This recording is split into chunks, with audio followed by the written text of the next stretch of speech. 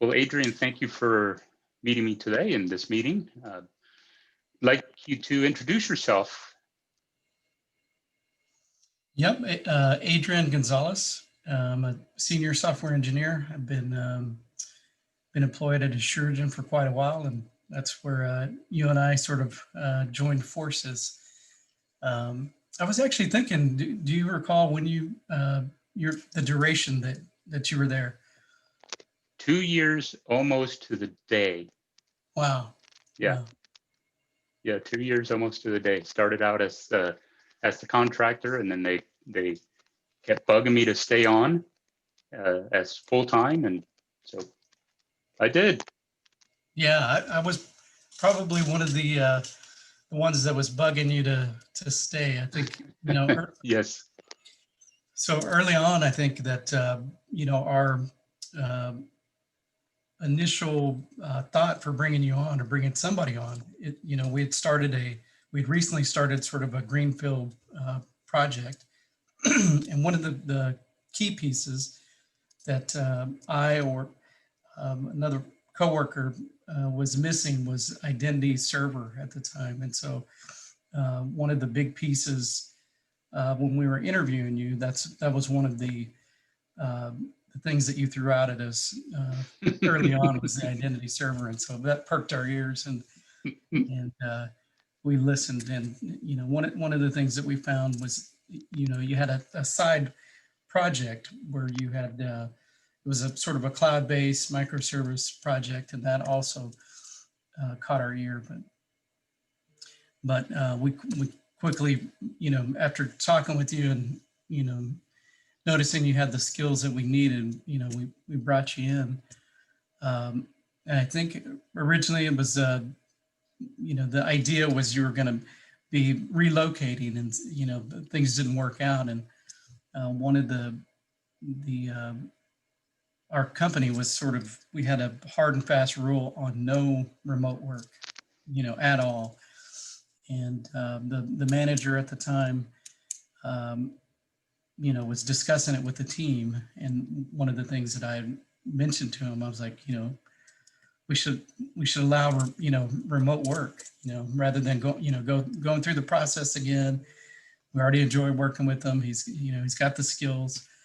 And sure enough, they, put the offer together, and we snagged you. So that was nice. Yep, So and it was a good time. Yeah, It certainly awesome. was. So that was we made quick work of the identity server. I think in a few months time or so, we got got that going, and then I think you proceeded from there. We quickly, if I remember, there was some standards you quickly put in place. Coding standards. For the team, and so we made improvements there. I think you're instrumental in the security features. OWASP, I think, That's right. was front and center, and so you put together some documentation for us. So that was a huge benefit. You also sort of put your stamp of approval on the existing architecture and sort of shored it up as you were learning. You helped with diagramming and putting the pieces together.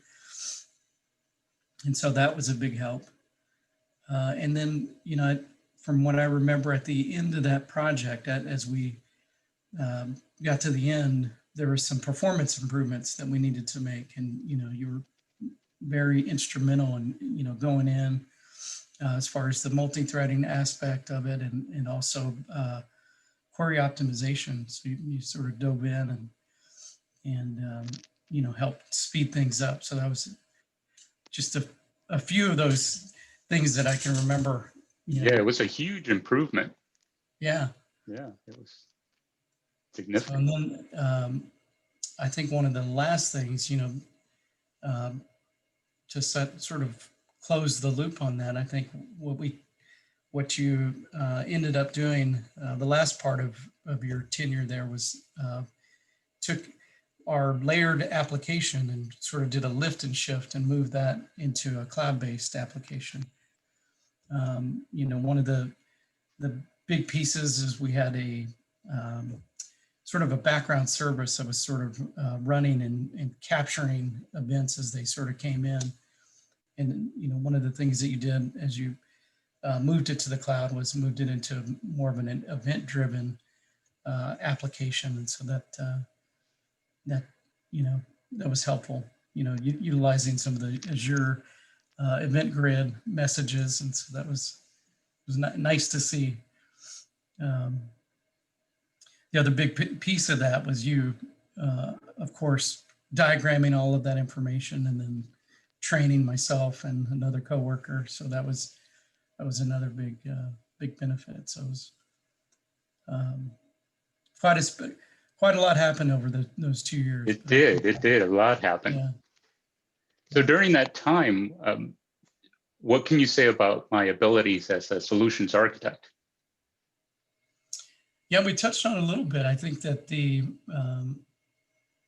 you know, the ability to sort of, you know, dive into an existing system and then diagnose, troubleshoot, and then, you know, increase the performance. That was a big help. But the other piece of it is, you know, those diagrams and things that you sort of put together.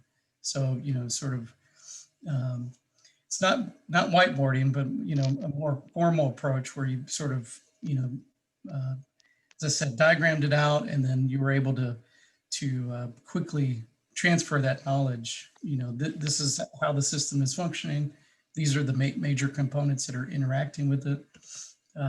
If we have issues as far as security, these would be the security holes. Performance, this is where we would focus. And so the ability, I think, to draw that up so that we could visualize it and discuss it was huge.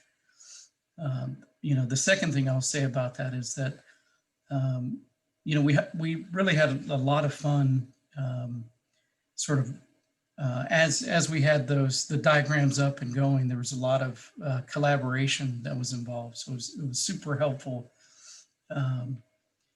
You know, I think they were always constructive discussions. So, you know, there was no one-upmanship. It was always a, you know, listening and hearing ideas and collaborating and coming up with the best solution. So, you know, I think all those together, I think is what, you know, made you successful in the role, and I would say made you stand out as a solution architect. Thank you. And the work that I did do there, like adding the microservices to the cloud solution and putting the multi-tenant piece of it, what about the quality of that work? Yeah, I mean, that's something that, you know, that you come to expect or can sometimes take for granted. But it's been nice to see that, you know, after you transfer the knowledge to us and after we've, you know, gone in, we've been able to, you know, make updates, you know, timely updates. And, you know, so it's a testament to, it's easy to maintain, it's performant, you know, those qualities are there. And I think, you know, it sort of echoes back to, you know, when you first started and you were pushing out the coding standards, right? You know, getting the foundational pieces in place to help to make solid and robust software in the end. I think that was critical. And lastly, but certainly not least, what can you say about my ability to, especially being remote, what can you say about my ability to build relations with the others in the company? Yeah, so I think as we were discussing earlier, you know, we had a lot of fun over those 2 years. I think, you know, as I said, the things that stand out to me are those collaboration meetings where, you know, we're able to brainstorm and, you know, come up with really good solutions. So at a technical level and a working level, it was a, you know, a joy to be involved in that. But you know, as we said, you were the at that time the only remote worker. But you know, we had a big screen TV in sort of an open office area, and you know, we would meet every morning, and you were sort of front and center on the on that monitor. And even though you were far away, not only had you developed relationships with the team who were meeting every day, there was also a lot of folks that were walking by that area who would stop in, and there was always room for a good joke, a good laugh, or you know, something like that. So yeah, so a lot of relationships were formed, and I think that you know, you added positively to the team. You know, I think our team is a very solid collaborative team, and you were a major part of you know, hiring some of those folks, and then being an instigator for change, you know, to create that atmosphere. So it still remains, so that that culture still exists even now. So that is great to you know, hear. it says a lot about the, you know, the relationships and what you're able to build. That is great to hear. Well, thank you very much, Adrian.